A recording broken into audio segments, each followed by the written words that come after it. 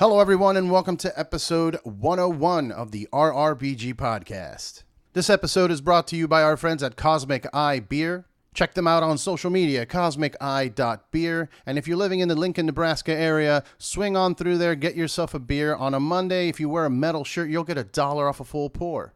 Tell them that the podcast sent you. In this episode, I talked to Ian Flux. He's the front man for the band Fact Pattern. I went over there to their studio and hung out for a while, had a few beers, and we talked it up about the new album that they just released, Fallen Language. We nerded out a little bit about industrial music and a few other topics. I had a great time hanging out with them, and I hope you guys enjoy it. Don't forget to follow them on social media at Fact Pattern, and don't forget to like, share, and subscribe to the podcast. Cheers.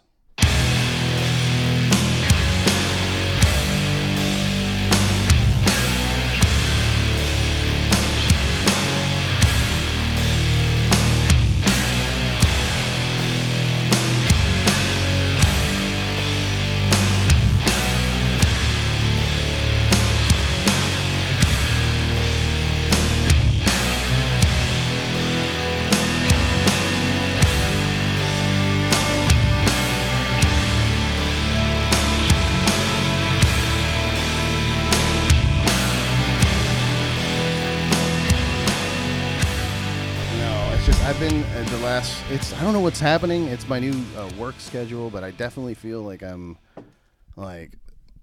don't have a moment. You know what I mean? Mm-hmm. I don't even have time to fucking wrap the cable, so I'm just gonna toss it in the bag. It's gotten to that point lately. It's weird, but I guess it happens when you get older. Anyway. Yes. Hello, everyone, and welcome to the RRBG podcast. I'm here in the studio, not my studio, your studio. Mm-hmm. Ian Flux of Fact Pattern. How you doing? I'm very good. How are you? I'm doing great. Thanks to your hospitality. Yes. Thanks for coming my way. Yeah, no, it's been nice chatting and hanging out and having a beer and smoking a bowl. A little warm up round before we actually get going on this thing. Yeah. Yeah. Well, it's a special day. It's your album release. Yes, it is. Fallen Language. Yes? Yes, correct. My language has fallen from me. Your language has fallen. So what does that mean to you? Why is it communication as a whole, as a theory, as a thought? It is very much a theme on the record that communication has broken down. I mean, it's like it's not a new statement to say that in the age of information, ignorance is like you're going out of your way to be ignorant about things, but it seems like nevertheless that's what's going on, and it's kind of the centerpiece. Ended up being the title track.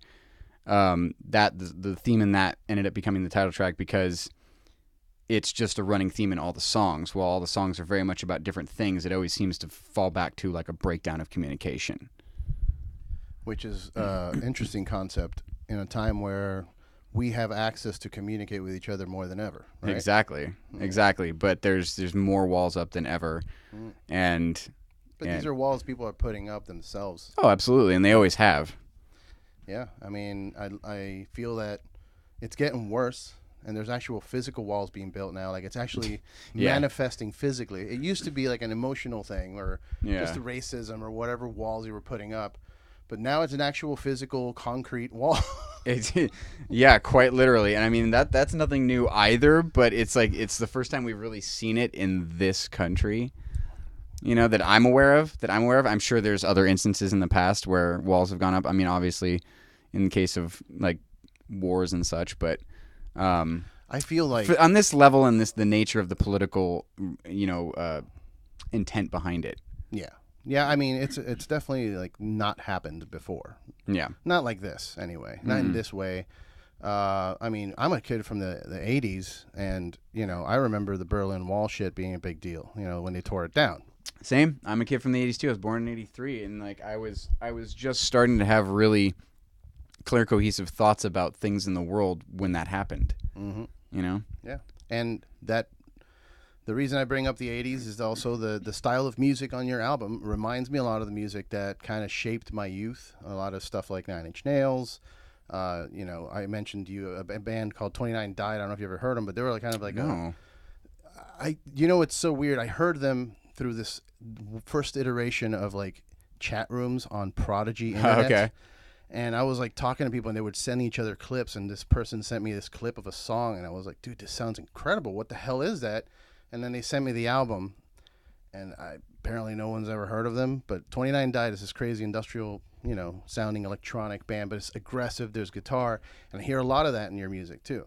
Excellent. Yeah. Excellent. I'll have to check them out. Where do they hail from? I think it's New York, but they're like Really? originally from Europe somewhere. They're still around? I think.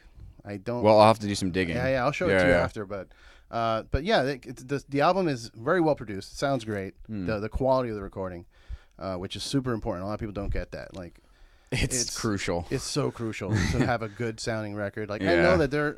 I also grew up with the shitty sounding punk records. Mm-hmm. That if they were to remaster them, I get upset. Like, no, I lost the rawness. But I want this remaster, but can I get it on a tape that's already had 3 owners? That's what it needs to sound like. I need that wavy sound, bro. I want it to sound like the song is dying. Are you guys putting out a tape? We don't have any plans to. Okay. We were offered by the label, but right now our priority was just CDs and vinyl. I'm not a fan of the tape coming back. There's I think aesthetically I'm a fan of it, but I am not a fan of I'm not going to use it. No, I will never use it. You buy it and put it on a shelf. Oh, look at the cassette. No, I found tapes to be completely cumbersome and clunky. Even when that was all I had, I was like, there's got to be something better than this. Yeah. Whoever is putting out cassettes right now obviously didn't grow up using them. Like having to rewind them with a pencil, having them get all fucked up and breaking your stereo because the tape gets caught. Well, that's of course, just mechanical errors, not just the sound quality being shit. Yeah, well, of course now because there's a market for it, all the the electronics companies as well as the people who manufacture the media itself, they're going to start being better about quality control so that stuff doesn't happen to most. But I mean, you got mass production going on. Like, there's going to be a lot of that crap still anyway. Yeah. Because I definitely have noticed that like the tapes that are being put out now are definitely of a higher quality. Sure. But I still don't care. Yeah, no, I don't care. Give me like a super high quality lossless audio file online, which Trent Reznor does often. That's what you should do. Yeah. Put out the highest quality digital sound from the board, that you can. Yeah. No matter what size the file is. Because that was the thing. People wanted to fit MP3s. They wanted to get 1,000 of them on their tiny devices so they can carry them around. That's how the iPod thing, became a thing. So that's why MP3 was invented, to compress everything down so they can fit more of it and lose the quality. It's like, no, give me one enormous file that I can sit down and listen to and get just melt entirely. Exactly. You know what I mean? You want all that depth. You want all that sonic depth. Like, I understand why, engineers spend all that time just trying to craft a sound and make sure everything is sitting right and like all the reverb's hitting the right way, because there's detail to it. You need detail. I mean, even if it's like the most rudimentary kind of music, you should have detail in your sound.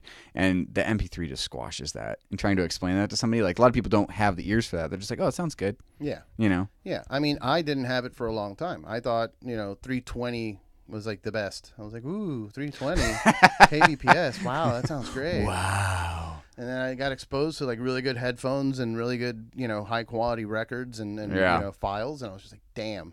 You're like, okay. Never mind.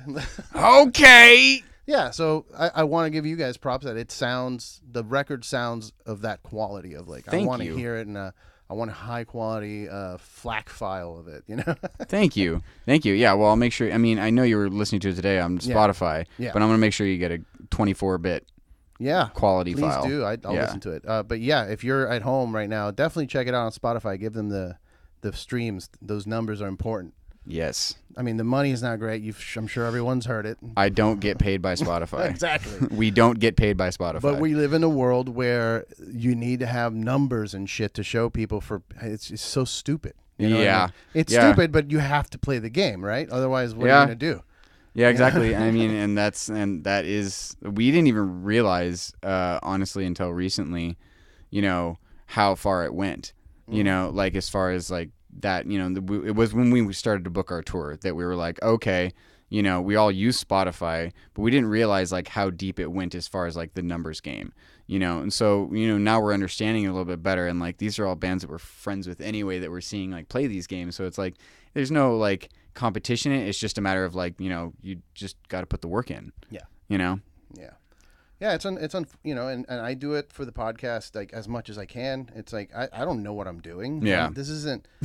I'm not a young kid. I feel like if I had a kid working with me, he could figure that out for me easier. But I do what I can with what I got to get the numbers out there, to get the word out, and it's still like it's a lot of work. You know what I mean? Like you need to put that work in.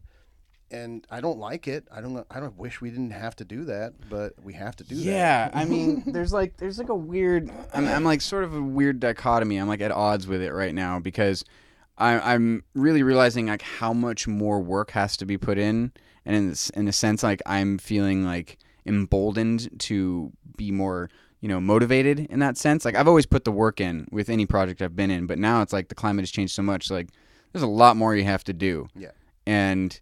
It's really effective at staving away the anxiety. Yeah, and stuff like that. It gives me more anxiety, to be honest. Oh, it also feeds into it for sure. For sure. I'm sitting at work thinking about like, I need to go check on the notifications and just put out an episode. Like, and I shouldn't be. There should be someone worrying about that. Yes. But I guess it's me for now. I guess what I like about it in a sense is that like, I don't like having to like force myself to come up with content all the time. Like I want to feel inspired to make content, but feeling like, okay, things have to be out there. It does feel good in a sense to be motivated to like keep, exercising that muscle, keep working on like, developing that part of your brain. But at the same time, it's just like, I do not feel inspired right now, so it's like that little, those two voices battling in your head. Yeah, it's a common thing. It's happening to a lot of people. My girl goes through it every day, like mixes in her head, like what needs to be done for work and creativity, being blocked because of it. Like music is the same way. And I believe, I'm a strong believer in the like having a system where there are people that it's a job, but it's not a job. You know what I mean? Like people do it with interns to get like PAs and stuff, and they get school credits or whatever it is. But as you get older, you realize that mentality of creating a business for yourself, like your music, your album, Fact Pattern is your business. Yes. Aside from being your passion. But absolutely, with all good businesses, you need to find staff that'll help you. You know what I mean? Yeah. So that you can continue growing the business. Exactly. Yeah. And that's why I was like so thankful to have Samantha as our tour manager for this tour. Because I mean, there's so many tasks day to day going from place to place that she handled that I would have been a mess. Yeah. And having to handle myself on top of like getting to the shows and playing them. So it's just having like that foundation to start with is just invaluable. Yeah. And then growing from there is a strategy that evolves every day. For sure. Yeah. For sure. You're just figuring it out as you go, and it seems like you guys have it going right now. The word's getting out. I mean, every time I open my phone, I see Fact Pattern, so that's a good sign. That's exciting. That means the social media is working. That's exciting, yes. And getting the word out, the band, tell people who the band consists of if they're listening and they haven't heard the band yet. Well, the band obviously consists of me, myself, Ian Flux, and then we have Jack on bass and vocals and Rainan Bozio on drums. That is Jack Loud on bass and Rainan Bozio on drums. Sorry, I want to make sure I get all the last names. I want to make sure they're all equally credited. But they comprise our three-piece, and this is your first full-length album, but you've put out other work before, right? Like an EP? Yeah, well, we put out an EP in 2017. It was just 4 songs. It was some stuff I'd had on the shelf kicking around because, this started as a studio project, but I just, ultimately realized I need to find the right guys, and sure enough, they came around right as I was, like, wrapping up that EP, and it was just serendipitous because I wasn't going to release it until, I had a band to get out there and play with, and they came into the fold, like, right as I was finishing up the mixes, and they were like Jack I've known for a while because I was in a previous band with him, but Rainan came highly recommended from a dear friend in San Diego. And so I was like, this is just too perfect. And so we put that EP out as us. We played that material to death live. And then we almost immediately, after a few shows of that, we started writing this record, getting some ideas kicking around. But then, and then we went to Joshua Tree to write this one. And did it feel like, once you started working with the guys, like it took on a whole new level for you personally? Absolutely. I mean, it to me, the concept of fact pattern is just finding like the absolute truth of anything. And while I really knew Jack pretty well already at that point, like it takes you to a whole new level of your friendship when you have to work with somebody like this closely on something this you care about this much. Because I mean, in the other band we were in, we were kind of just like we were just all the same equal pieces of a moving machine. And I mean, in a sense, we are here too, but it kind of like became a completely different style for us. And so we really had to learn a lot more about ourselves and like our friendship and whatnot. And then Rain in the mix too it's the same thing. Like we just met him and now we got to really get to know him while we work on this record. So definitely it influenced the music and took what I'm always searching for lyrically to a whole new level. It helped me reflect on myself a lot, and I know it helped them reflect on themselves. And it just became like this very, very cathartic collaborative effort from all three of us, and I think we learned a lot about ourselves making this record. Nice. Yeah. Nice, man. Yeah, it's a challenge going from like a solo project, because I kind of did the same thing years ago. I started just fucking around at home, just playing the guitar, fucking high on acid, just, oh man, listen to this, bro. It's just like a drum sound and like a fucking... I started traveling the world. I had like random like rain sticks and like a didgeridoo. I'm like, I'm going to make this kind of music. Oh, man. And it was awful. It was really bad. That reminds you were like that one segment of Dewey Cox's life where he's Brian Wilson. You wrote a song about an octopus. What the hell is this thing about? That whole fucking scene. Yeah. No, I had that period of my life. It was so stupid. I went to I did too. I went to Spain on acid one day. Oh, okay. And like I'll backtrack. My buddy gave me some. my buddy gave me a sheet of acid while we were at the mall. And he's like, "Yo, let's go watch Scanner Darkly." And good idea. I was like, "Fuck, what?" That's a good idea. Like, dude, look, I have a show later. I'm playing a show later. He's like, "Yeah," and then I have to fly to Spain after the show. Like, getting my bags and getting in the car and going to the airport. Okay. He's like, "You'll be fine, dude." Like, all right. Drop the acid. Go see Scanner Darkly. I didn't feel it. Like, in the movie, I didn't feel anything.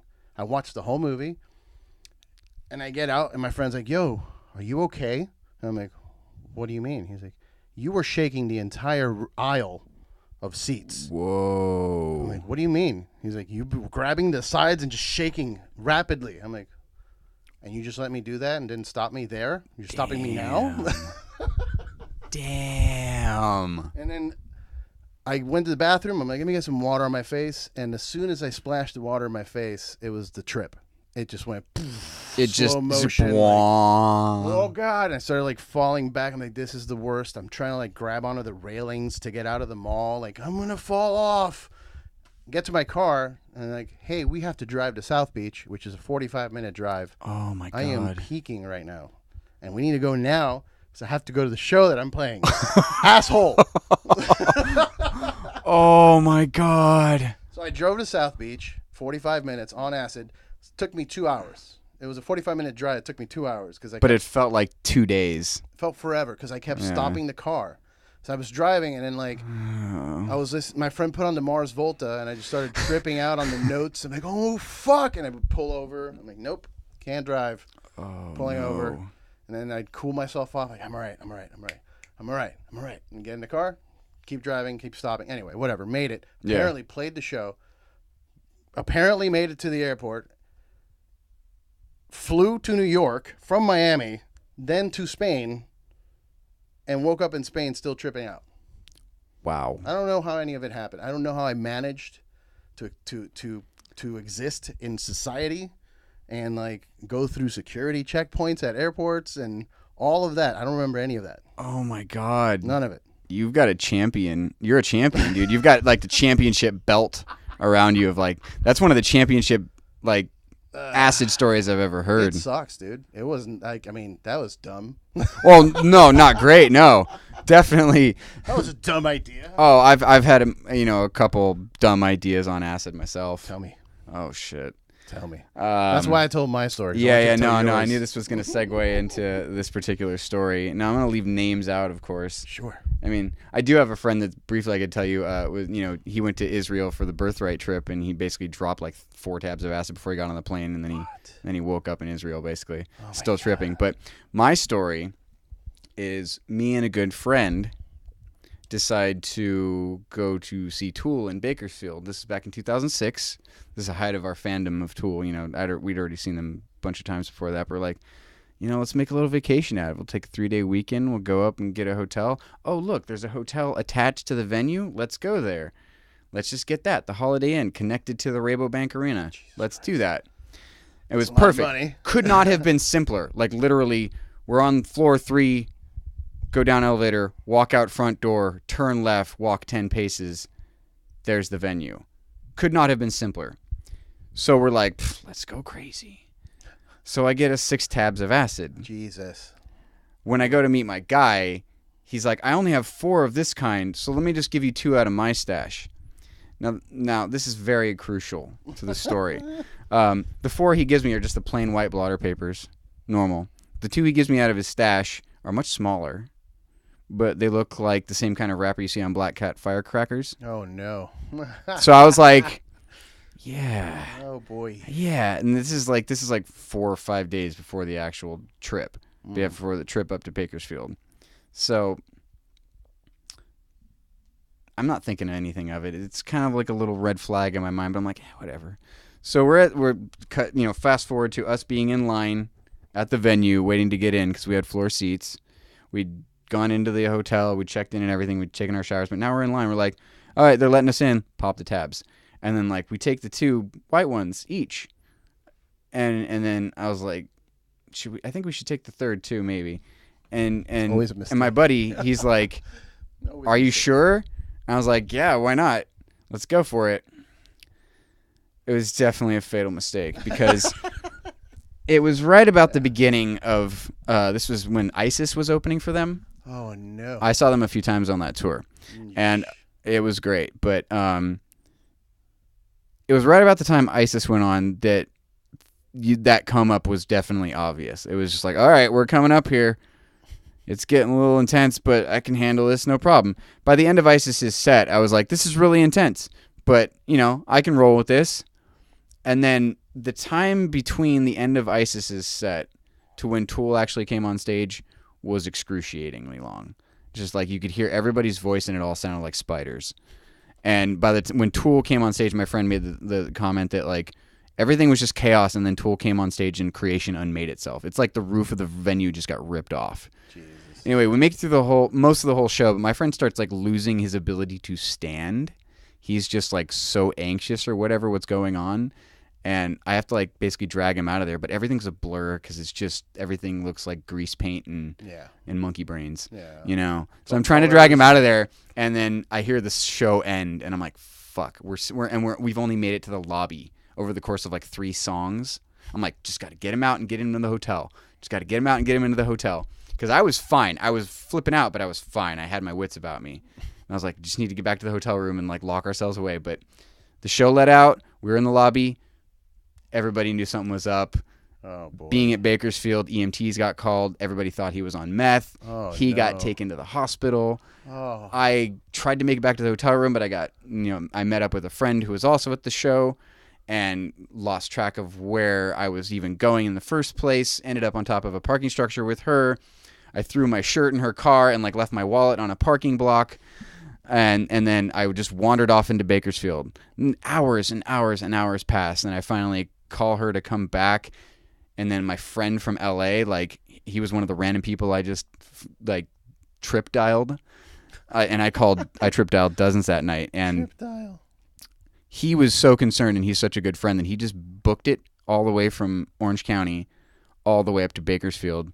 It's a 4-hour drive. He did it in 2 hours and 10. Whoa. He was just so concerned. He booked it up there, helped me retrace my steps, found my wallet, which had my key card to get back into the hotel, got me into the room, and then called around to the hospitals, found out where, I'm not going to say his name, found out where my friend was, and, sorted everything out for me. But it was just so hectic. Like I could have gone into so much more detail about every step no, of that night, and like 'cause there were bits and pieces that I do remember throughout the night, but so much of it's a blur. Much like how in your story you're just like, you don't know how you got there, but you did. Yeah. Like, yeah. I just vaguely remember waking up in the plane to some girls talking out loud about being drunk. Like, oh my God, we've been up all night drinking. I looked over, I'm like, I'm currently tripping on LSD.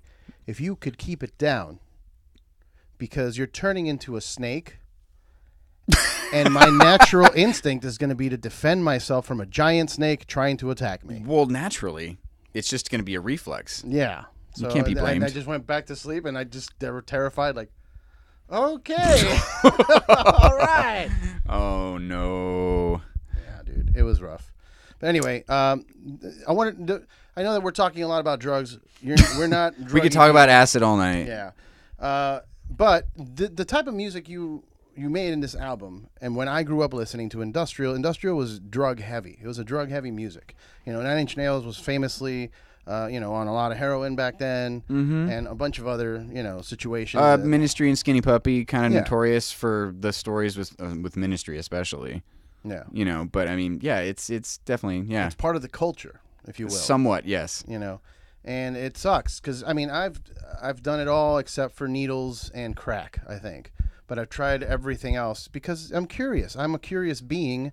I like to try things. Doesn't mean I'm going to do it forever. I'm not a crackhead or not. I guess I didn't do crack, but I'm not a meth head or whatever, a coke head. Like I tried it. It's fine. Yeah. Next. Well, beer. There's obviously an inclination for mind altering substances amongst the artistic community. I mean that goes without saying. It's as old as art. Basically. Yeah, and depending on the art, it's a different drug. Exactly. Yeah. Exactly. But I mean, I think it's because we're all searching for something, like a deep, and that's kind of like what Fact Pattern is about, is like trying to find a deeper truth. And I mean, in some cases it just becomes about numbing things out. Obviously for the fun and like the laughs and stuff, but there's also there's some aspect of it, with certain types of drugs anyway, not all, but certain types of drugs where you're explorer, you're looking for something.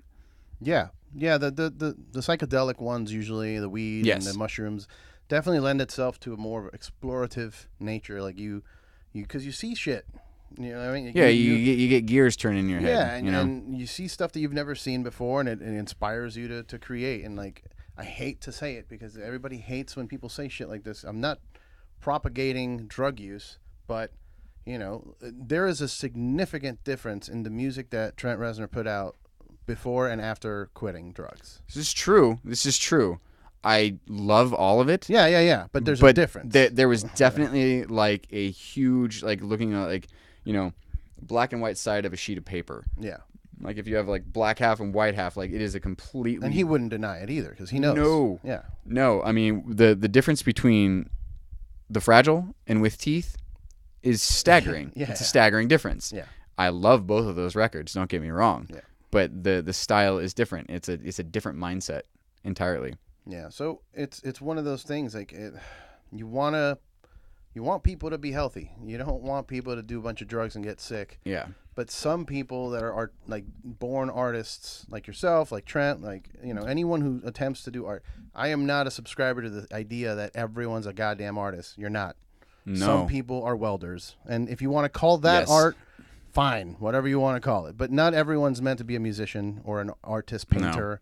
No. There's different worlds of art, I guess you can call it. But you just got to figure out what your brain is supposed to do. Yeah, exactly. That's all you got to do, man. Yeah. Yeah. And I feel that musicians are born they're born with a little bit of an attraction to that, the real musicians. You know what I mean? The guys that put the work in, like you guys. That you have a foundation, you have this influence of other musicians that did the same. You know what I mean? Yeah. So you're it's not a bad thing. You're continuing a legacy of for me anyway. I know it might sound cheesy as fuck, but it feels to me like an industrial type music is coming back. I was into it really heavily in the early 2000s, I guess. VMV Nation and it's seeing a huge renaissance right now, and I mean.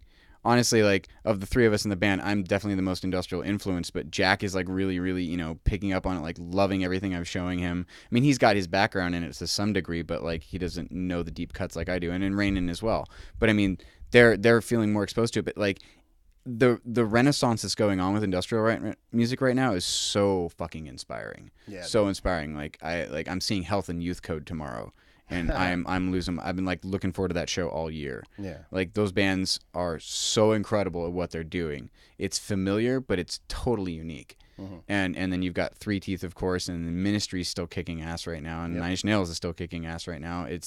It's really strong right now. Yeah, there's even a goddamn Bondage show on Netflix right now. Yeah, I mean, there's... Which, I know that sounds out of left field, but Bondage is also tied to the industrial music scene. goes without saying. Yeah, I mean, there's a significant overlap. I'd love to see the meme that's the Venn diagram of that. Just like industrial, BDSM. It's basically just the same two circles on top of each other. It could be like the new hipster or homeless game. Instead of guessing the hipster or homeless, you'd be like, is it BDSM or is it an industrial band? No, no. I saw a great industrial meme today. It was actually one that my friend's page shared, and it was the entire cast of Seinfeld. And they looked like they were all done up like 80s electro, like vinyl and like leather. Yeah. I don't know what photo shoot was this for. It must have been for like People magazine or something back in the day. And all the caption said was industrial music. It's all it said. As the cast of Seinfeld represents industrial. Apparently, when you just when you get them all BDSM'd up, then sorry. That's fine, man. Yeah. Yeah, dude, it's interesting. Okay, I wanted to ask you what your fascination, what was your earliest memory of a fascination with the industrial music culture type of thing. I'll tell you mine, which was growing up. I was like 13 years old. I think it was the first time I did acid. Mm-hmm. I know I'm going back to drugs, but fuck you. It's fine. You see where you are right now? Yeah. So I was 13, and I went to my parents went to go party for New Year's Eve, and they dropped all the kids off at this one lady's house who had a 17-year-old daughter who was going to watch all the kids. That sounds like a great idea, This right? is a setup for a horror film. Right. Yeah. So it's one 17-year-old girl and like 10 people that are under 10 or like 9, 8, 10, and then like maybe 12. Oh, God. I was 13. Okay. I was like one of the older ones. The girl, the 17-year-old, pulls me into her room. She's watching The Crow. Oh. That's the start. And she's all gothed out with the choker thing. Mm-hmm. She grabs my face and blows cigar smoke in my face. I'm 13. I'm like, okay, This is hot. Whatever. Keep going. And she fucking starts smoking weed, blows weed smoke into my mouth like she makes out with me and blows the smoke into my mouth as we're making out and puts on 9 Inch Nails. Downward Spiral, I think it was, or something like that. Or maybe no, Pretty Hate Machine, I think. What year was it? This was like 92, 91. That would have been Pretty Hate Machine or Broken. Pretty Hate Machine. Or Broken, because Broken was... Broken. Broken was 92. It was Broken. So. It was Broken. She puts on Broken, and she's blowing the smoke in my mouth, and she's all gothed out, and The Crow's on TV, and I didn't even realize, this is shaping my entire future as an adult. This sounds like just pure sex to me. This like is all of this. This moment in time is why I am who I am today. You know what I mean? Like that whole vibe, and it's all together. Industrial music and sexuality and drugs and whatnot. It's nuts. So for you, like I said, for me it was Broken and The Crow. What was your kind of introduction to that world? That's funny because The Crow is definitely a really, really strong milestone for me. But the earliest I can think back and recall what my fascination with industrial aesthetic would be Eraserhead. Because the score was done by Alan Splett, and all it was found sounds. It basically sounds like Neubauten on a very mellow day. And I never, it didn't register to me when I first saw that movie because I was pretty young when I first watched it. And I watched that movie many times over the years, and it just kind of became like this interwoven fiber with all of my further fascination with things that shared that aesthetic, and as it evolved. And I definitely think that The Crow was a huge milestone in that sense because that soundtrack is just loaded with greats. But even before that, I think probably, the first two bands I really, really got into in that realm were Nine Inch Nails and Ministry. Because, they were just they were the first major label ones.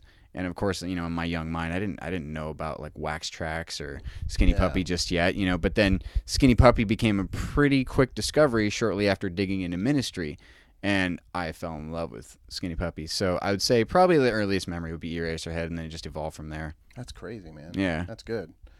Did you ever do the goth club dancing nights? I've done some of that stuff. You know, I've spent a lot of time at Das Bunker back in the day. I remember there were a bunch of like clubs in the early 2000s when I was, you know, old enough to go to them, that I went to. I remember there was Club Hell, used to be on Vine in Hollywood, and definitely had a few wild nights there. I'm not going to lie. I'm not particularly much of a dancer, although I love dancey music and I love putting dancey stuff into the music I make. Like, yeah, sometimes I'll go to the clubs and I'll like bounce around, and I'm like, if you see me at a Skinny Puppy show, like you better believe I'm moving my feet. Yeah, that's cool. But I was never like a total club rat per se. You know, I fell into that world. That was interesting.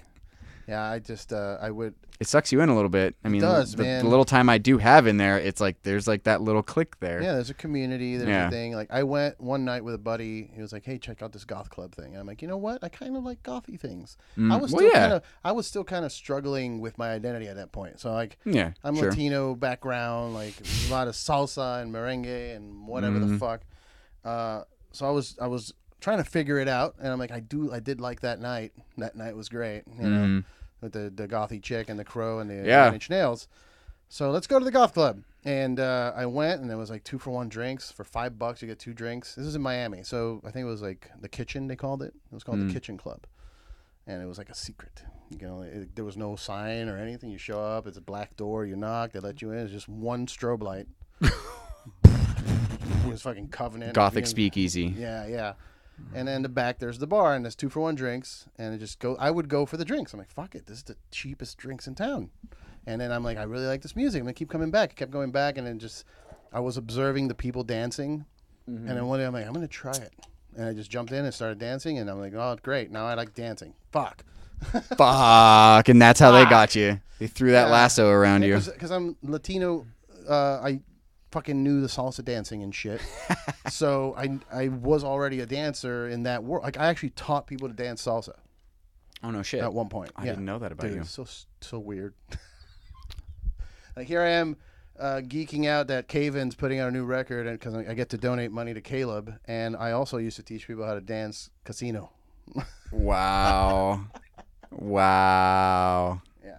And it was a fun environment, dude. I would show up in metal shirts. Yeah. Like I had my Metallica shirts or whatever, like Marilyn Manson, like, and then I'm teaching people Don't salsa give a dance. fuck. They're like, "What are you doing here?" I'm like, "I like this. This is fun, but I also like that." And I feel that people that enjoy the music you guys are making, like this industrial style, and it's like a fresh industrial sound. I feel that more and more people are open to trying new things like that. You know, people like myself. Like I'm already into it, but I'm sure there are other people out there that are like, I want to check that out. That sounds interesting to me. Especially like if you're going to get a residual amount of people listening to your record that are going to come in from the Bozio perspective. True. Right? Fans of Frank Zappa. This is true. Like, what's this kid doing? Let's listen to that. And then you might get new fans that never were into industrial. You are the gateway in now. This is true. Yeah. This is true. And we have thought about it from that angle. It's like we don't try to play that angle, but we have thought about that. Yeah, like, you don't have to play into it, but it's just a thing. It's reality at this point. I kind of like Jared Leto had that issue with 30 Seconds to Mars in the beginning. He didn't. He never wanted his name on the flyers because he didn't want to use his movie credits to drag in people to the show. I'm like, why not though?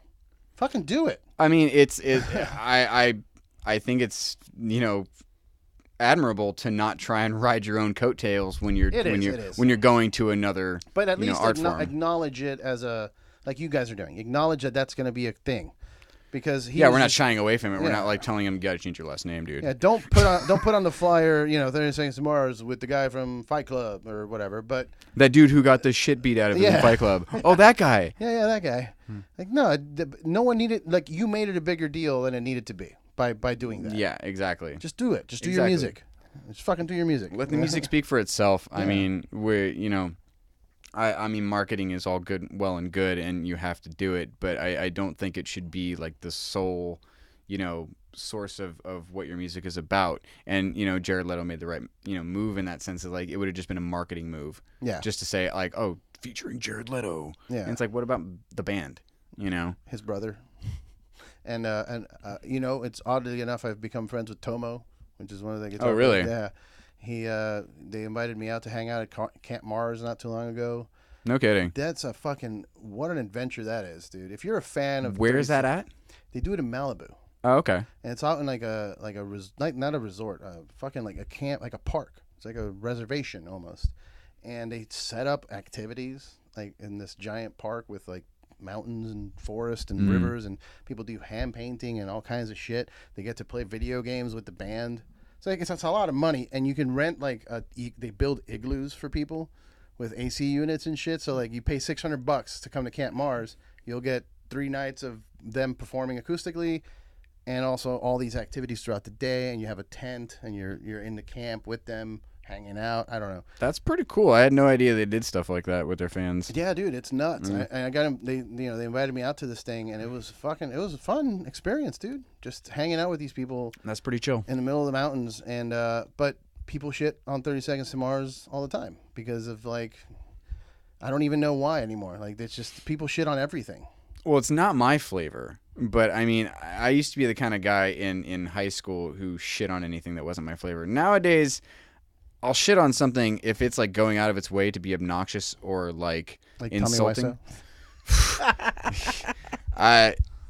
He's going out of his way to be a genius that he's already convinced himself he was. That's a different story altogether. That's another episode of the podcast. Yeah, we'll do that. I got to start a movie podcast, and we'll just. Oh man, yeah, you get me on your movie podcast, and I will wank off for 2 hours about random shit. So let's go back to the music, because we're here to promote your new album. Yes, sir. Sort of.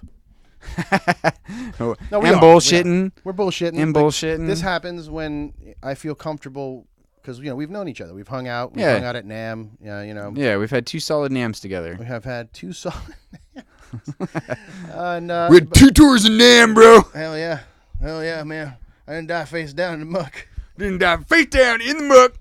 Oddly enough, so to make it even more complicated. So I told you I'm a salsa Cuban that listens to industrial metal. Oh, we got another layer to this onion? There's another layer to this onion. Oh, shit. I also somehow ended up somewhere in Homestead, Florida, which is the south. I'm familiar with the dot on the map that I see sometimes. It's right above the Keys. Okay. So as far south as you can go before getting off of the state of Florida into an island. You know what I mean? So apparently everyone there is very southern. And like my whole band, Dissever, is all just basically southern dudes. Mm-hmm. And I was living in a trailer with them down in fucking Homestead, like that kind of southern. And I end up having like a weird southern accent sometimes when I talk.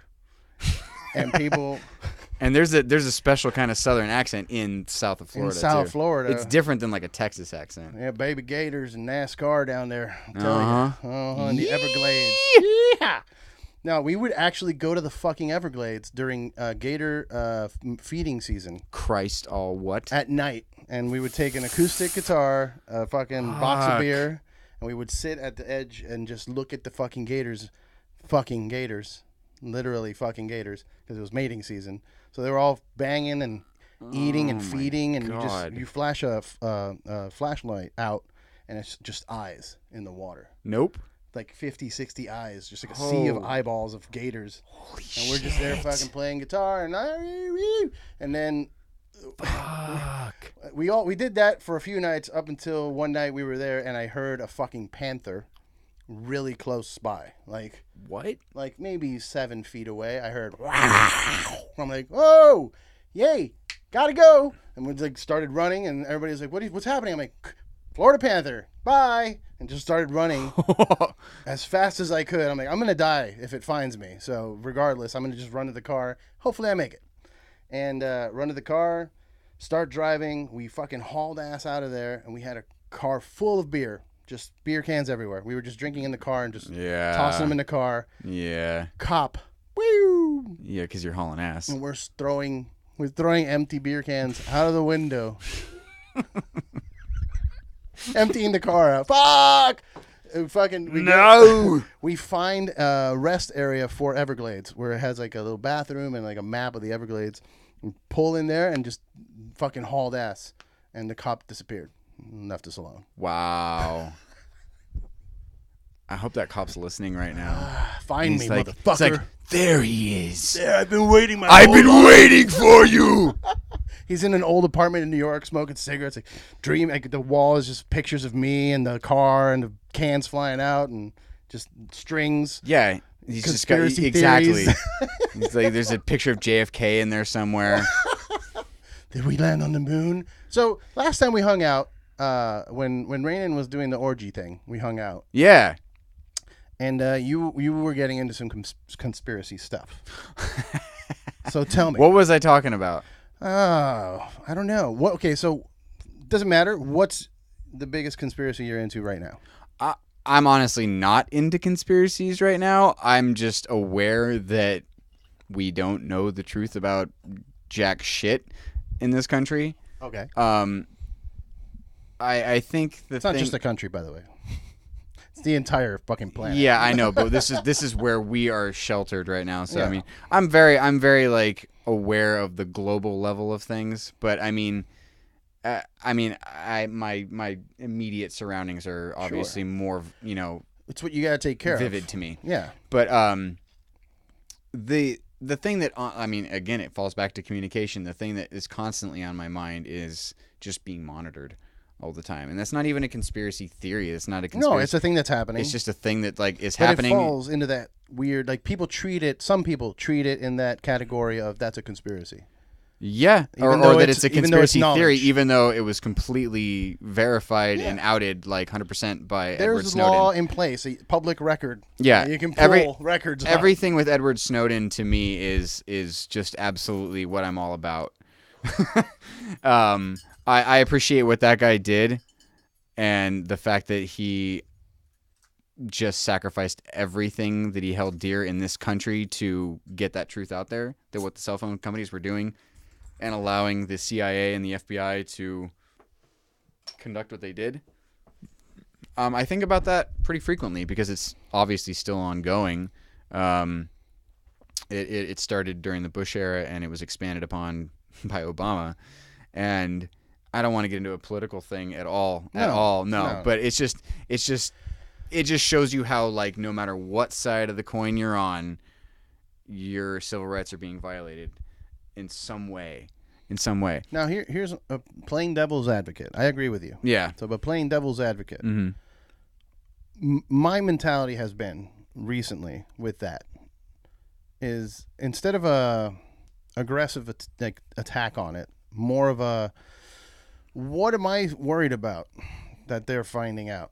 Oh, absolutely. Like you want to spy on me? Go ahead, dude. What are you going to do? Oh, absolutely. Make it easier for me to order pizza? Please do that. And that is exactly my argument for it too. So it's like, at the same time, it's like, you know what? I don't give a fuck because what are you going to do about it? There's nothing I have that you're going to do anything about. No. Like, and I know you get that mentality. Like, I get that macho mentality as being a man, like just the alpha male bullshit of like, no one's going to tell me what to do. No, fuck you. No, you don't do it my way. Like, no, I get it. I get that way too all the time. Yeah. But at this point, like, is that really a battle worth fighting? Like, let them have that. Let's worry about other things like the planet dying around us. Yeah, I'm way more concerned with climate issues than I am about what the government is hearing on my cell phone. If they want to look at my dick pics, that is totally fine. Like, whatever, dude. If they want to see the nasty shit that, like, I just joke about with my friends, like, fine. There's nothing that they're gonna like see that I care about. How about if I sue the government, but for money? Like, I have an agreement with my body that, if you want to see me naked, you have to pay me. It's my business. So you said something about that to me recently, and I was like, that's a great idea. Yeah. I think you said that at NAMM. Yeah, I said it at NAMM. You said it at NAMM. And you guys owe I me thought money. that was genius. You guys owe me some money if you want to see me naked. So that's what we were talking about. Yeah. I think we were talking about this. Yeah. It's an interesting thing, man. We're in an interesting time that they are monitoring our shit. Yeah. But yeah, we should probably focus on the fact that the whole planet is falling apart. Like, yeah, that's way more of a concern to me. I don't consider Miami my home city because I wasn't born there. I was born in Jersey. So, but I lived there for 20 plus years. So it's kind of like home. And to hear that Miami in 4 or 5 years might not be there because the sea level's rising. Mm-hmm. Shouldn't we try and figure that out? A lot of the Gulf Coast might be the same way. Yeah, shouldn't we be worried about that? 14 years ago, fucking Louisiana was practically gone. Yeah, dude. Like, fuck. I drove through Louisiana right after that hurricane when shit was just abandoned. And like the government was using these abandoned buildings to practice their army drills. And this is my concern. And this is my concern more than them like monitoring us. This is my concern that like the fact that there's all this shit going on, there's nothing being done about it. Like that's not even a conspiracy theory. That's just, I mean, if you want to call it a conspiracy, cool. Because I mean, everybody's getting together and saying like, hey, we're not going to change our minds about doing anything because it's more lucrative for us to not do something or legislate against it. Well, it's, so our anger, I feel that maybe the anger needs to be directed towards their laziness as opposed to just them being evil, because a lot of people just resign to the thing that they're doing this out of evil. Like they have a plan, they have an agenda. Yeah, they might be total evil fucks, and I agree with that. But like, I think saying that is like you're just spamming that into the ether. Like, who the fuck cares? Like, you got to do something about it. It's gonna bounce back. Yeah, it's gonna bounce back. And exactly. These dudes, they're not evil. They're just stupid and lazy. Some of them are definitely deliberately evil and malicious. Sure, There's some motherfuckers right now out there who are just the anti-LGBT. The dollar is so much more important to them than like, I mean, anybody who's anti-LGBT, that just, I'm like, you're a fucking evil piece of shit. Yeah, that's stupid, man. I don't understand that at all. To me, my fucking culture is white European dudes from Spain that went to Africa, grabbed a bunch of slaves, raped them, and dropped them off in Cuba. That's basically where we come from. And nobody wants to acknowledge that. And even Spain, those white Europeans from Spain that raped the people from Africa and dropped them off in Cuba, they were raped by the Celtics out in the fucking Norway and fucking, the Vikings and shit. So I'm half Irish, half Jewish. I'm sure there's plenty of rape. There's definitely there's a lot of tragedy and genocide and racism in my bloodline. I'm sure there's, all kinds of awful shit. There's a thing that's happening that I've noticed, kind of also alongside the industrial rise, is the rise of appreciation for like the Viking culture. I don't know if you've seen all these bands that are coming out that are Viking. Yeah, I'm well aware of that. And there's some of them that are infiltrated by a bunch of alt-right fucking Nazi fucks, but there's some that are just genuine, like, hey, that's pretty cool. Like, I like how long they have, like, they're just playing with, Unfortunately, certain bands, because they happen to share a bill with them, like, in their first year as a band, some of, like, these bands who have nothing to do with the alt-right or the neo-Nazi shit are getting pegged. Right. And that sucks. That sucks. That's also kind of infiltrated the industrial scene.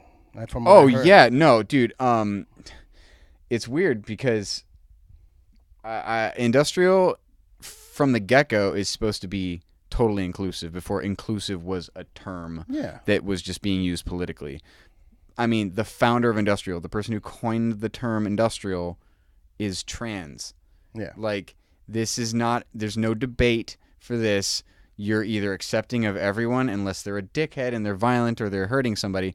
You're accepting of everyone's lifestyle unless it's like infringing upon your lifestyle in a physically harmful way. Other than that, shut the fuck up and just be there. And it to see anybody like sporting any kind of like neo-Nazi or alt-right or white supremacy kind of shit, like in anywhere in my vicinity is upsetting. But to go to an industrial show and possibly see that, I would be livid. Would it piss you off to the point of like, what would you, not that what would you do violently or anything. I'm just saying, like, would it disappoint you in your scene, right? Like, yeah. I mean, the only thing that would disappoint me is, I mean, not that they got through the door, because I mean, they're a person, of course, they can get through the door. Although I would kind of put it upon venues to, if they see somebody wearing insignia of a certain kind, if somebody's rocking an SS or a swastika, do not let that person through the fucking door. I'm sorry that might sound ironically fascist, but it's not. It's not, because those symbols in themselves kind of like they promote violence. They promote, this attitude. I'm like, if you have those ideals and you want to come to a show, fine. Just keep them to yourself. Do not like start throwing fists at people because it's two guys kissing. Don't start, throwing fists because you see a white girl kissing a black dude. Like, if you do that, like, I'm going to get on defense. Yeah. Yeah. No, I hear you. And it's such a weird thing, man. It's such a thin line, especially liking the things that we like. Like, yeah. You know how many that's one of the prevalent, like, industrial club BDSM looks is the whole, like, Nazi general thing and the gas masks and the whatnot. And I like looking at it, like, as a design choice. Exactly. But I don't adhere to any of the cultural, No. whatever, dogmas, thoughts, process, whatever. I'm not. I'm brown. I can't be a Nazi. Yeah. They declined my application. You'd be surprised, dude. Me and my brother both come from the same parents, and we come from concentration camp survivors. Yeah. And my brother is okay, I'm not going to denounce all Trump supporters, but my brother is one of the dumb ones. One of the really dumb ones. Like, my brother, defended Charlottesville. Oh, shit. My brother, who comes from, concentration camp survivors, defended Charlottesville. It's a weird time, dude. He literally said to me, maybe they shouldn't have been there, referring to the protesters who were there protesting Nazis being there. Like, maybe they shouldn't have, maybe the wrong place, wrong time kind of thing. I was like, bro. Yeah. And that is the hardest thing for me to wrap my head around. We live in a weird time, dude. People have very weird thoughts. Like, I'm honestly on my mentality lately, and I know it might not be as productive as I could be. Mm-hmm.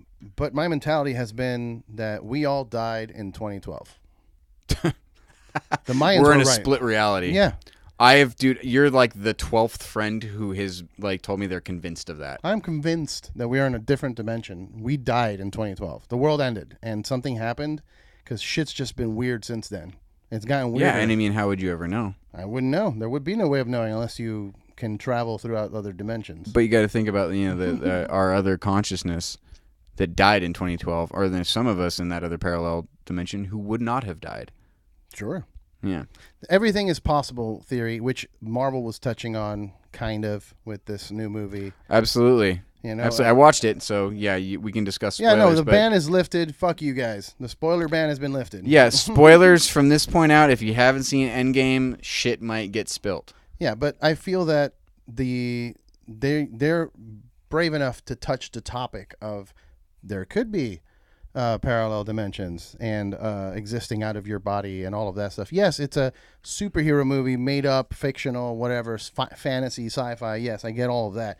But deep in all of that is the concept of other dimensions and other things that I've experienced, not just through drug use, but also from physical altercations, getting in a car accident, dying, and seeing the other side, like that kind of shit. Have you ever meditated? Oh, dude. Yes. Yeah. Yeah.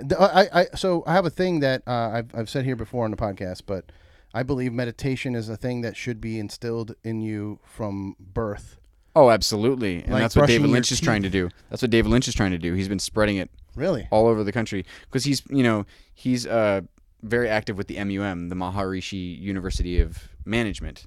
Basically, it's a university that teaches transcendental meditation, and they have been doing it for like 60 some odd years in this country. The thing is, though, you lose a lot of the current population when you start talking about it as an academy, as a school. Oh, absolutely. As a Maharishi, like just giving it a name or a thing, it makes it feel like a religion or you know what I mean? Yeah. And it's absolutely. That's what we need to separate the fact that meditation is important outside of religion, outside of spirituality. Absolutely. Yeah. And David Lynch is doing that. Like when he tries to bring it places, he's not presenting it as like the spiritual thing. Yeah. He's saying you can reach a spiritual level if that's what you're looking for, but ultimately what it does is it helps you keep your brain and therefore your body healthy. Yeah.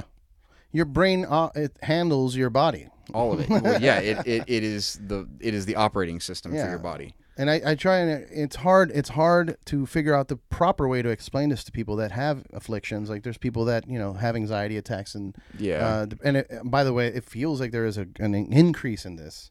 Maybe it's just because of the so much climate. of it lately. Yeah, there's a lot of people with mental health issues, and I'm glad that there's more awareness of it, but it just feels like there's even more, or maybe there's just more awareness. I don't really know. Point is, me personally, I wasn't somebody that suffered from that before. Growing up, even up to like my late 20s, I didn't give a shit about anything. I wanted to do drugs and fuck around, play music, and have a great time, and let's party. And what do you want? You want this? I got you, dog. Whatever it was. You know what I mean? And then into my late 30s, I'm starting to have fucking panic attacks and starting to think things and getting depressed, and it feels like there's an increase, and I'm wondering, is it because I'm getting old, or is it the fucking cell phones? Maybe is Alex Jones right? You know what I mean? That guy's not right about anything except maybe what time of day it is. Yeah. No, but no, I feel you, where you start to feel the walls closing in. You start to feel the walls closing in on you, and you're just wondering, like, was I ever right about anything? Yeah. Am I right about anything right now? And it's I think it's an increase you're definitely seeing. I'm seeing it too. Everybody I know who is pretty intuitive, and that's pretty much everybody I consider a friend, like, we're all aware of this increase in this anxiety, especially amongst like our creative friends. There's just this growing sense of like urgency. I don't know if it's something we're tapped into subconsciously with Gaia, or we're just, we are all connected on an electromagnetic field. That was like proven. Like we are all connected electromagnetically, like every living thing. But it just sounds so hippie to say it out loud. Yeah. And I'm not about that, like that hippie linguistics. You want to move away from But those. it is like at a very, very like just bottom line scientific level, we're all connected electromagnetically. Like we all came from the earth, in a sense. Like everything became something else. All the pieces of material that exist on this planet are all the pieces of material that have always existed. They just keep changing forms. So we're all connected electromagnetically, and that is even prevalent in our consciousness. So we might be picking up on something that just this global sense of urgency about something. Something's coming. Something is coming. So the way I see it, and the way I briefly touched on it, but I had an accident back in 2002 that took me out of my existence. I died on paper. Legally dead. For how long? I think it was like 5.5 minutes, 6 minutes. Fuck, man. I thought I had stories. You got them. You got them all. But that's neither here. I know that you're trying not to brag, but you're like, I gotta brag. No, I know. So I had that experience. I was in a very bad car accident and died. Fuck. And something happened during that time. I then spent years doing the hippie thing, and like traveling the world and doing the drugs and experimenting and trying to figure out what it was that I saw. The first thing I did was get a tattoo of it. Okay. It was this thing. This circle. Interesting. So it ended up being, I didn't know what it was at the time. I looked it up online, and it was the seed of life from sacred geometry, which is like an old ancient Egyptian thing. I had no idea what it was. I just saw it. I remembered it when I woke up, and I was like, I'm going to draw this. And then I drew it, and I took it. I went to Mexico. That was my first trip. And I got some dude to tattoo it in me with guitar string. Holy shit. They didn't have needles and shit. That's a really good looking tattoo for a tattoo with guitar string.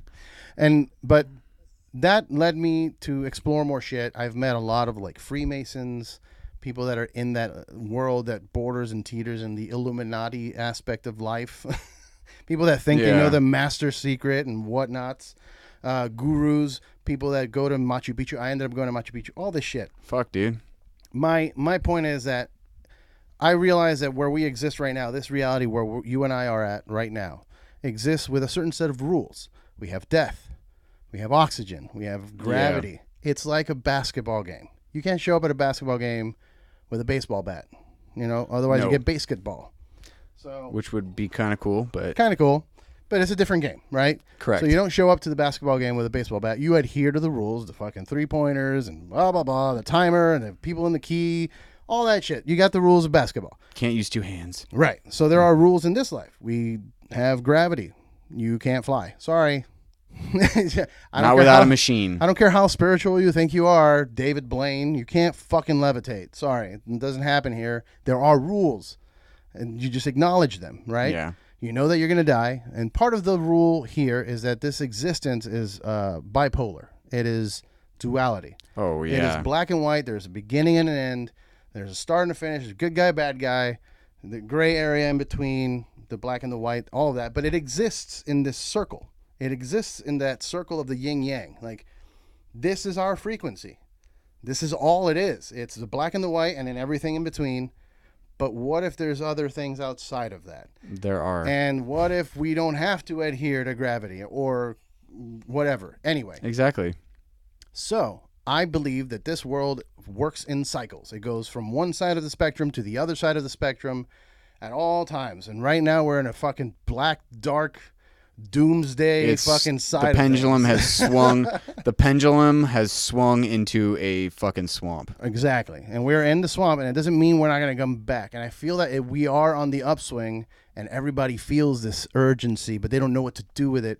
We're all more woke. Everybody's more hashtag woke and hashtag blessed because we have more information now. We have our cell phones. We're online all the time. We have our social media. It just makes you. It just reminds you constantly of the urgency instead of just like being being alerted to the urgency by your subconscious, and then just understanding and digesting it and being at ease with it, but while also being like mentally prepared. Instead, we're constantly reminding ourselves of this urgency. Yeah. Like constantly. Yeah. And I think that's what's feeding into it. That's what's causing the anxiety. And being on that upswing, as you described, that is also increasing the sense of urgency. It's like being on one of those swinging boat rides at the theme parks, but it's going super slow-mo, but you're still feeling every bit of the speed. You're still screaming the entire time. Ah! Yeah, it's like I feel like I'm in super slow-mo, but at the same time, I'm just feeling the momentum like it is tearing my face off. Yeah. And that's kind of what's going on with all of us, I think. Yeah, dude. And I feel that really was when I had that revelation of like how this frequency, this world, whatever you want to call it, works, and how there are other things out there. I got to a point where I was standing in nothing, and I can't even explain that to you because there's no words to explain what nothing really is. So I've seen it all in that aspect, and I saw the rules of this game, and at this point I'm just going to take advantage of it as much as I can. I'm going to play by the rules, and I'm going to win this game. Yeah. Because why would I not? Why would I focus on losing the game? You know what I mean? Like that happens. I don't know if you ever did sports growing up at all. A little bit. I played hockey. Hockey? Yeah. So you have kind of a competitive spirit in you.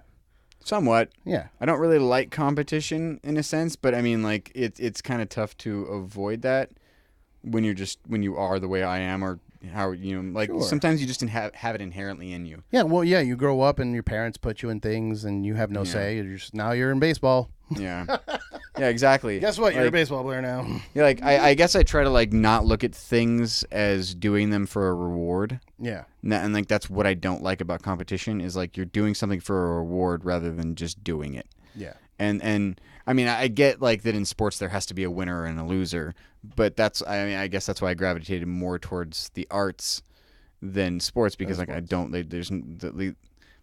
I mean there are inherent rewards when you reach a level of success in art. In art, yes, but like you're not doing it for that. You know, at least any like true artist is like they're just doing it because they love it and they need to make the art. Yeah. You know, like we said that earlier in the cast, I believe, something to that effect. Yeah. But all right. So I was going to bring up another subject. Let's keep rolling. But I know you got time, yeah. I know you got to go too. You got stuff to do. I'm good right now. Okay, all right. Yeah. So what the last weird mental, whatever you want to call it, heady thought that I want to bring up is as a musician, as someone who's creating art, there always seems to be this moment in an artist's career where a level of success seems to change them. No matter what their previous statement was, like if you're like, no, I would never let that get to my head, somehow like it's prevalent everywhere. It's not just our style of music. You look at hip hop and you listen to NWA and where Dr. Dre would say growing up, and now where he's at, it's like he's a giant corporation. You would never have thought of that. He's a billionaire. You know what I mean? Like So where do you draw that line of growing up? I had that hardcore dude. I'm true to my roots. I'll never be a fucking sellout. Fuck you guys. Where's that line where you're like, nah, I have to appreciate what I'm working on? Like there is a weird line. Where that comes down, like where I draw that line is when people tell me what to make. Like I will agree. Like I don't care if a label wants to pay me like $1 million advance or whatever. They like completely ridiculous hypothetical situation here. But if like some label wanted to pay me like that kind of crazy advance for like an album and a tour, it would have to be completely on the terms of me and the band. Like they could have almost no say so. And like I hate to sound like that hardcore guy like in high school, but it's like I'm down to make mainstream stuff. Like I'm down to make pop music. Like there's going to be some pop sensibility in the new record with Fact Pattern you just heard. Like obviously you heard some of that. There's going to probably be more of that at certain times. I'm down for that kind of stuff, but I just don't want anyone else to tell me what to make. You want it to come out of you. I don't want to have like in 20 years, like if we get to where I want us to be, I don't want to be in like 20, 30 years have interview clips where like there's like what you see of Al Jorgensen where he's just ripping the shit out of his first album because the label told him to make that record. Because there's all the stuff that they love reposting on their social media about the interviews with him where when he got signed to the major label and they told him to make with Sympathy, basically like he's credited as the writer and the producer on the record, but ultimately they brought in like studio guns to make that record for him because they wanted a specific sound. I never want to be in a position even remotely like that. And I think back to Skinny Puppy, one of my biggest influences, when they put out their album in 1996, The Process, they put it out posthumously for their third member. Their third member died during the making of it. And while it isn't like directly, the fingers aren't directly pointed at, the label, they have always cited like the label's interference during the 2-year course that it took to make that record. We're talking about a band here who used to crank out a new album every 9 months. Jesus. And they spent 2-3 years on this record because the label was interfering so much, and the third member tragically died of an overdose during the final stages of that record. I mean, I don't want to like draw a direct line, but I don't think that the influence is easy to ignore. When an artist, a true artist, people like Skinny Puppy or Trent Reznor, you could talk about all his stuff with TVT, how it affects the creative mind. Like if the label sees like something valuable in an artist, they're like, wow, this artist really, really makes great stuff, but we want to tell him how to make his great stuff. I respect the hell out of Trent Reznor for fighting tooth and nail against that. He did things on his own terms. So basically, again, to just really, really drive the point home, where I draw the line is no one can tell me what to make. And you made that point not too long ago about no one's going to tell me what to do. Maybe I'm being stubborn. Maybe I'm being stubborn. Maybe I'm still being like, but sometimes thick-headed. Look, there is a time and a place for it. I never want to be on stage playing something that someone else wrote for me. Yeah. I mean, playing covers is one thing. Like you're paying, homage to a band you respect and love. Yeah. But playing songs that the label was like, this is what you're playing. Mm-hmm. Fuck no. That's where I draw the line. So it's like I will accept any level of success that comes my way as long as it's on our terms. Right. As long as Fact Pattern agrees with it. All three of us. Now, is that something that only applies to Fact Pattern? Like for me, for example, like I agree with you. And in certain projects for me, like certain bands that I was in, I don't want that at all. Yeah. But also, like I got a phone call to play fake keyboards on television for a Latin pop star.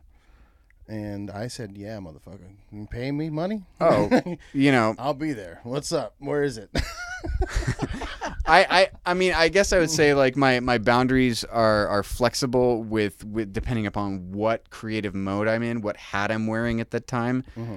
But I mean, for all intents and purposes, I think like pretty much any project that I'm really passionate about, whether it be like a film scoring project I might be working on or like another band that I'm in, I still have like a lot of the same ethics and just kind of principles as far as I just don't want to be playing something if my heart's not in it. I mean, that's what it really comes down to. Hell yeah. I can't be honest.